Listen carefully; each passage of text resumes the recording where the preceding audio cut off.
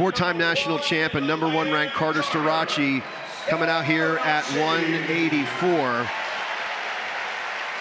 82-4 career record, 4-0 this season. And Jack Wilt scheduled to go here for the Mountain Hawks. Doug, who you got? Yeah, listen, you know what? I'm feeling right here. I'll take Starocci. So Wilt is a junior from Madison, New Jersey. Again, a promising young wrestler. He went to Seton Hall Prep. He's 3-1 this year. Guess what? You got to wrestle Starocci. 26-18 career record. Starocci from Cathedral Prep out west in Erie Cathedral Prep. But Starocci, 4-time national champ, could again be the first ever 5-time national champ. By the way, according to Flo, Gable Steveson is the best pound-for-pound wrestler. Starocci's #2. Remember we had this conversation against Morgan State, who he then beat the kid from UNI? Yeah. So he's the best at the weight. #1 is Starocci. And I did my homework. So Parker Kakaisen from UNI. And that match was tight, but you could see that Starocci was, I think, you could tell that he probably was a little bit better in that match. And he's just phenomenal there as they stop the bout for potentially dangerous there. Wilt's going to have his hands full here. Most everybody listening out there knows Starocci's could possibly be the first 5-time NCAA champion in the history of the sport. I think Aaron Brooks, you could argue, could have been better or close to being just as good. He wrestled the year that the Nationals were canceled, so he didn't get that year back, but he was on track to be a 5-time NCAA champion if he would have. So those two wrestlers here, just unbelievable accomplishments. And Starocci last year, boy, talk about the grit, talk about the passion and desire to just want to keep competing through injury. Yeah. So you can see that beautiful single. See how he gets that head down inside the leg there and circles around the back. That is perfect in textbook right there. Wilt calling for injury time. He's a little gimpy here. So it's interesting you brought that up. So when I think about this, I mean, you think Cael Sanderson probably could have been a 5-timer, right? We agree on that. I mean, right? And what about Kyle Dake? Could he have won 5, right? Those are two names that pop into my head right now. If you had Cael got beat during his freshman year, but then most people get beat at some point in their career. Right. I mean, you could make the argument, could have Pat Smith. Pat Smith won it as a true freshman. And how about Kyle Dake? Yeah, that's what I'm thinking. Yeah, there's a few. But anyhow, it's kind of cool to have that opportunity. You know, no different here. Beautiful shot. Did you see that by Wilt? He got so low with his level. It's almost like he slid across the mat on his stomach and got that low leg attack on Carter. Very few people ever get into this position on Carter Starocci. Now, one thing about Carter is his defense is phenomenal. And you saw that in the All-Star Classic earlier this year. He has exceptional defense. Take a look at this low-level shot here. Beautiful for a big guy. And that's about as good as you're going to get in on his leg. Now, I know they had to stalemate that, but I wanted to see if Starocci, just to see how, not if, how he would have gotten out of that. They stalemated it because there was no improvement by Wilt, but I think Starocci's going to stay away from that head snap again. And here's Starocci going to try to convert and going to come around and get it. Yeah, he used that crotch lift towards his advantage there, picking up the 2-point takedown. 7-0 now for Starocci in the first period. And, you know, he doesn't really force a lot. Starocci's not like going to pound you and grind you. He is just a lot of finesse, wrestles with a lot of efficiency, doesn't force anything. And you rarely ever see him get tired out there on the mat. Now he's kind of peeking to see what time is left here, and he's got that arm trapped on Wilt. You got to keep that elbow where it is and not work it up toward the shoulder or the hand up toward the neck to keep it legal. And now he's going to come back the other way.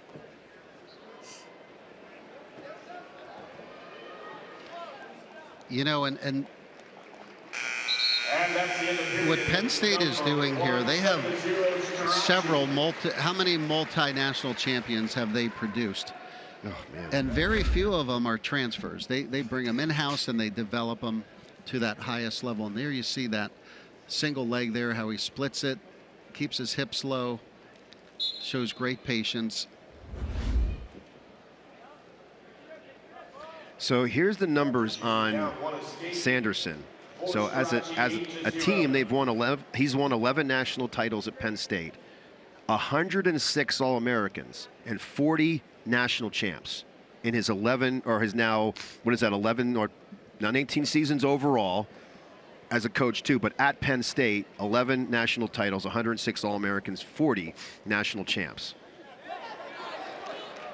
And again, you mentioned this earlier. It's not going anywhere. It's not going anywhere. It gets better and better with the high school talent, even just in Pennsylvania that we see.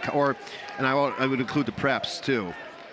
Back in on that ankle again for Wilt. He's doing a great job in this match against a unbelievable opponent. And you know, when you look at what Cael Sanderson is doing, it is just exceptional. In my opinion, I don't think there's a better coach on the planet at the Olympic level, at the NFL professional sports level. What he is doing is special. That being said, Pat Santoro has built up a phenomenal resume for himself at a school like Lehigh University, which isn't a school that has 40-some thousand undergrads at it. Right, and the NIL deal, Starocci scores again, makes it even harder sometimes. So 40 national champs for Sanderson, 38 at Penn State. He had 2 at Iowa State before coming over. Another takedown makes it 11-0. No, but what Lehigh's doing too, what I mean by that is, you know, obviously the NIL opportunities not quite as prominent as they might be at a Big Ten program. Oh, absolutely not. And you look at Penn State, they're thriving in a lot of areas right now. Their football team in the championship last night actually gave a great performance there, especially at the end. Their women's volleyball team was seated 3rd. I'd like to give a shout out to University of Pittsburgh, who is seated number 1 in that tournament. They could end up meeting up in the finals at some point if they both make it. And heading into the 3rd period here, and Starocci quietly builds up an 11-0 lead with 1:14 riding time. Even on his stand-up, Doug, he doesn't force the escape. He just kind of stays patient, and he wrestles, and he is so efficient and saves so much energy with the way he wrestles. When he needs to score, good luck stopping him. Yeah. But up until that point, he is a very efficient wrestler. Take a look here. You could see he just kind of flows with it. I wonder if he... Well,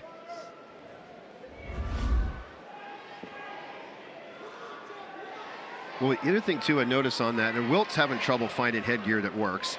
But what's interesting about Wilt is he's not hanging on. Like, he's trying. He's working hard to try to see what he can get here against one of the best ever. He has some headgear issue, and he was trying to trade one with a teammate. Hasn't found one that works out really well. Now there's 1:14 of riding time for Starocci, and he's got a chance to get another technical fall for Penn State. Penn State, as expected, has turned up the wick a little bit in the second half of this match with a tech fall win at 165, the fall at 174. And now Starocci, the number one ranked guy at this weight class, of course, at 184, building up an 11-0 lead.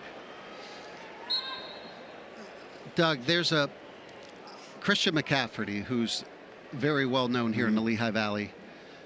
Parents grew up here, great athletes themselves, is a big fan of Bruce Lee. Right, and Bruce Lee has this theory where you flow like water, and when I see that, I wonder if Carter Starocci, if he hasn't read that or anything about Bruce Lee, he certainly wrestles like that. Right, yes. Like, how often is he resisting anything? And and you see these scrambles, like he had an opportunity to spin behind, and he just goes with the flow. And he used it to his advantage as well as anybody I've seen in wrestling. And now showing his ability to just ride on top. So his riding time in the 3rd is over 2 minutes. You know, and he's trying to improve, right? He's a position where you could get better at in the top position for Carter Starocci, and he's going to give it some time on top. And if it doesn't work, he's going to try to work for this technical fall here, and he gets in on a shot. See how easy he gave up on it? But he didn't really give up on it. He's just going with the flow. And there's always a second option for him that he sees, which is pretty amazing. And on the other end of it, I mean, here's Wilt in again, going to give it a shot here, pun intended, and you're going to try to score off of this. And Wilt, give him credit. He's gotten in deep several times now on Starocci. Under 30 to go. And that against Carter, you know, the big challenge going from college, high school to college is if you get in on the leg in high school, 90% of the takedown is done. In college, it's 10%. Yeah. And look at how many times Wilt was in deep there, and he never even got close to scoring. And Starocci's going to try to convert again, which would be another takedown for Penn State near the end of a period if he's able, and he does, able to get the takedown, make it 14-1, so 15-1 with the riding point. So just a point shy of another technical fall. It is 28-3 Penn State as we come back for the final two after this.